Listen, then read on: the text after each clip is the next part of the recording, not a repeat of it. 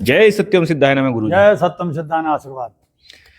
गुरु जी, तंत्र मंत्र और यंत्र में क्या अंतर है और तंत्र का हमारे जीवन में क्या महत्व है, क्या अर्थ है? क्योंकि जहां तक हमने सुना है कि तंत्र क्रिया को जो है हमारे समाज में अच्छा भी नहीं माना जाता, लेकिन फिर भी मेरा अंदर का प्रश्न यह है कि ये तंत्र आया कहाँ से है और हमारे जीवन से किस प्रकार से जुड़ा हुआ है, इसका क्या रहस्य है, हमारे धर्म शास्त्रों में इसका क्या वर्णन है, इसमें अपनी राय दे। देखो, तंत्र का पहले तंत्र का भी विषय बताऊं। तंत्र है तन मात्राओं का ज्ञान, और तन मात्रा क्या है? तन। और तन का जो शब्द उपयोग में आता है, अंड सो ब्रह्मांड। जो अंड है मतलब हमारा शरीर है, और जो हमारे अंदर है वही पूरे ब्रह्मांड में है जी। और पूरा ब्रह्मांड किसका तन है? भगवान का। और हमारा तन ये है नहीं जी। तो शब्द जो है वो मंत्र है, शब्द की जो व्याख्या है वो मंत्र की व्याख्या है। तो और ये किससे बंधी हुई है? मैं और इच्छा और क्रिया। इच्छा जो है वो मंत्र है नहीं, और क्रिया जो है वो तंत्र है। और यंत्र कौन सा है? जो है आपका ये शरीर। किसको उपलब्ध होगा बाद में? इस शरीर को उपलब्ध होगा जी। ये है मतलब जो आपके अंदर चक्र जागृत होंगे, और चक्र की जागरण किसमें है? तन में। ये है सीधा सा। और अब इसका समाज में क्या प्रभाव है जी, ये हमारे जीवन में। और इसका दूसरा विषय हो गया आपका कौन सा? कि हम इसे नेगेटिव मानते हैं जी। देखिए, तंत्र जो है वो कहाँ ना है। ये फर्श बना हुआ है, ये बिल्कुल सिस्टम से बना हुआ है। कांच किस तरीके से लगाना है, और जैसे ये अभी आप फर्श को भी देख रहे हैं, इसमें नहीं दिखेगा, फर्श को देख रहे हैं, ये कपड़ा देख लो सीधा सा जी। अब इसके अनुपात को अगर बिगाड़ दिया गया, इधर को ज्यादा कर दिया गया, तो ये सिस्टम बिगड़ जाएगा। सिस्टम हो गया ना, तंत्र का मतलब सिस्टम, तन का सिस्टम। जैसे हमारी पैर एक छोटा है, अनुपात में रहता है, एक पैर चलने की वजह से अनुपात में रहता है, लेकिन वो ज्यादा बढ़ गया तो हम चल नहीं पाएंगे जी जी। एक दृष्टि कमजोर रहती है, एक दृष्टि तेज रहती है। तो जो दृष्टि तेज रहती है, अगर वो ज्यादा तेज होगी और उसको अनुपात बिगड़ गया, तो ये अनुपात है नहीं, शरीर का अनुपात होना, नासाग्र फालतू है। तो इस तरीके से बोलते हैं तंत्र। और तंत्र जो है वो तन्मात्रा कौन सी हो गई? 64 प्रकार की। किससे चलती है वे? पहले चलेंगी वो जो मैंने बिंदु बताया, बिंदु में 2 होते हैं, ऋण और धन।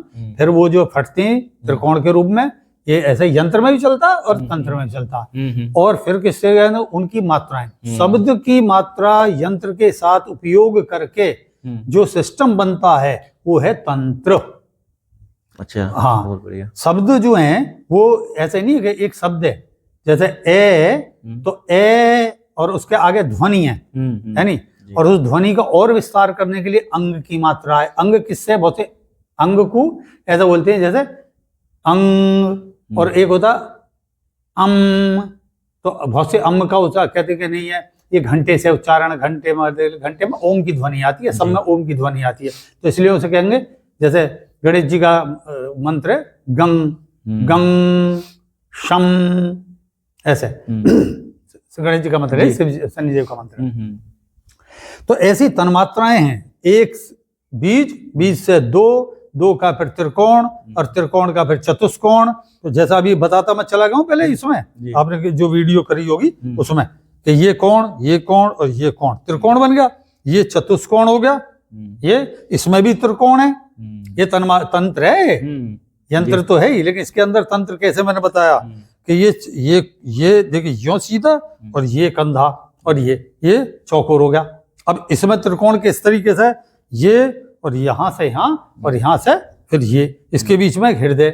शब्द कहाँ उच्चारित करोगे? हृदय में। और वो हृदय से प्रस्फुटित होगा किस तरीके से? त्रिकोण के अंदर। हर जगह त्रिकोण। आप एक ही टांग को रख लोगे तो त्रिकोण है वो, है नहीं, ये त्रिकोण है।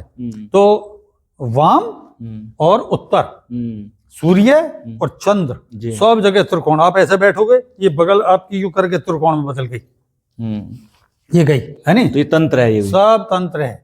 और तंत्र मतलब सिस्टेमेटिक। मंत्र जब बोलना शुरू करोगे, जो उसमें मैंने की अंग न्यास, है नहीं, अंग में क्या हो रही है? जो अंग लगा हुआ है, अक्षर के ऊपर जो अंग की मात्रा है वो अंग, तो वो अंग, ये वाला अंग भी है, लेकिन इनमें कितनी चीजें हैं। देखिए, अब कहने को कनिष्ठा उंगली है, ये अनामिका है, ये मध्यमा है, ये तर्जनी है, और ये अंगुष्ठ है, और फिर इसके पार्ट है।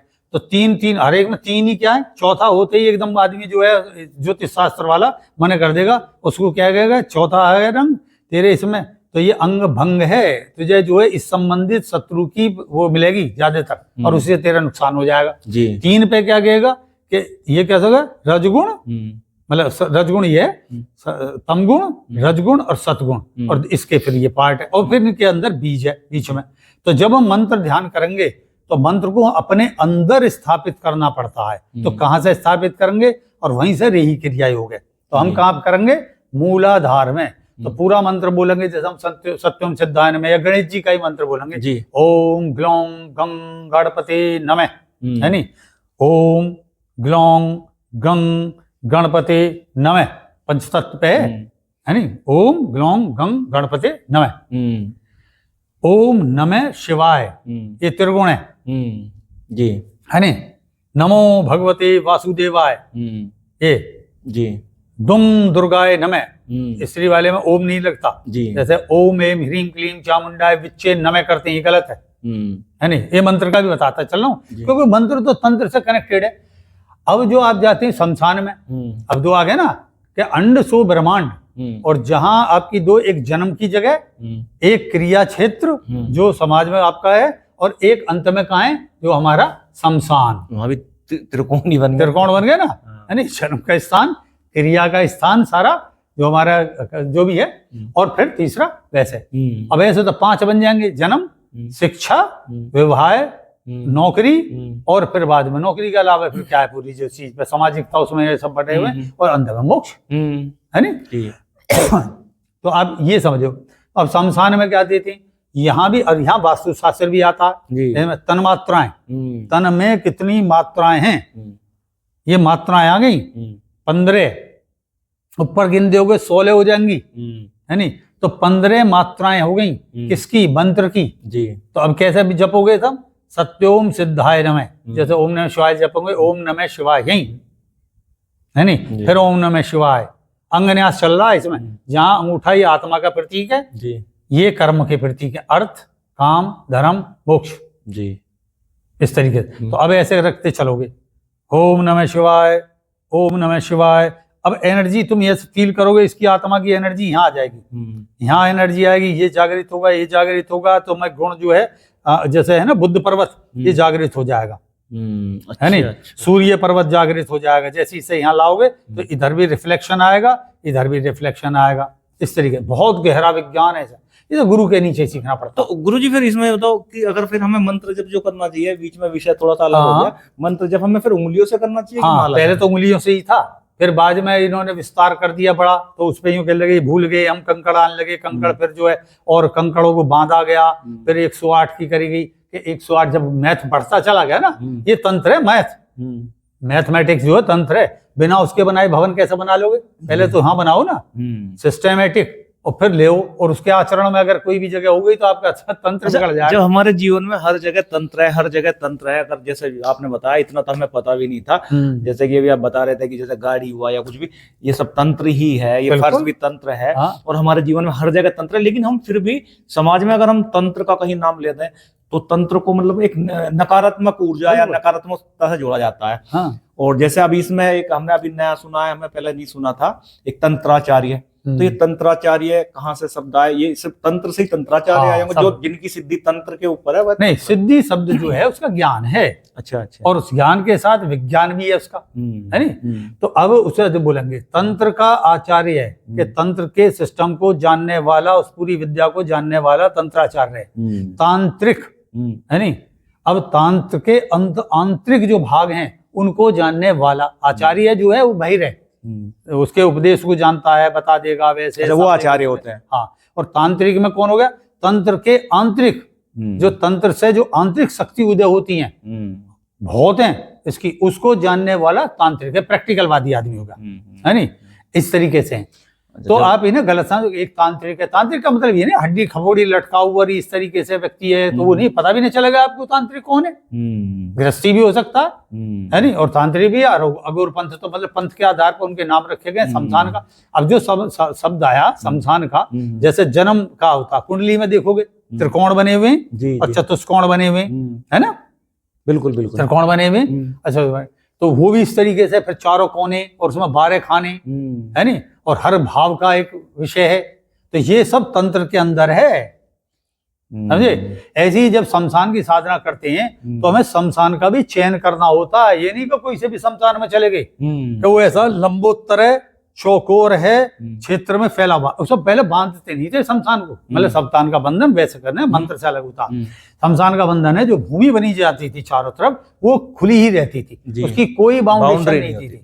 हाँ, क्योंकि अगर वो ऐसा कर दिया गया तो चौकोर हो जाएगा, लंबत हो जाएगा, कहीं गंगा जी पास में, यमुना जी पास में, या कोई जो नदी है वो पास में, या कोई शहर का क्षेत्र है, ज्यादा नदियों के पास में थे, जिससे वहां करा और वहीं नदी में नहा लिए और नदी से अपने घर को वापस आ गए।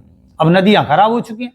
तो कुल मिला के मतलब ये जो हमारा समाज में तंत्र को लेकर नकारात्मकता है, ये नकारात्मकता गलत है और ये हमारे जीवन का अंग है और इसे हमें सदुपयोग अपने जीवन में करना चाहिए, कायदे ये है ना। बिल्कुल। चलिए, बहुत सुंदर आपने जानकारी दी है गुरुदेव, इसके लिए और इस विषय पे फिर पूछ प्रश्न करना हो, क्योंकि और भी बहुत से विषय। हाँ, चलिए, अब हम इस विषय पे और अलग से बारीकियों से एक वीडियो और बनाएंगे अगली।